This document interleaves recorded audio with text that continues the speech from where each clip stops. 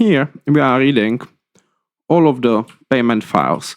So what to do if we would like to have some data lineage and actually track the information about the records, like the position in the file, and actually even in what file they were read from.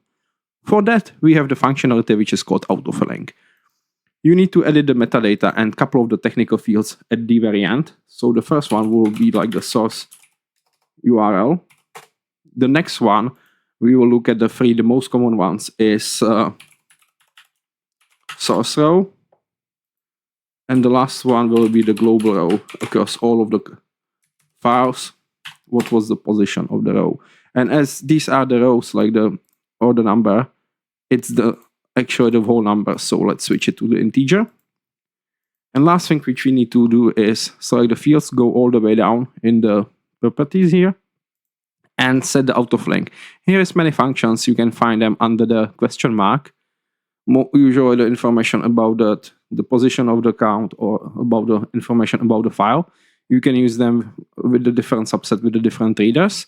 But let's check the most common one. Source name, source row count, and global row count. Save. Let's check the debug all records to be able to see all data on the edge, not just the first default 1000. Here we go.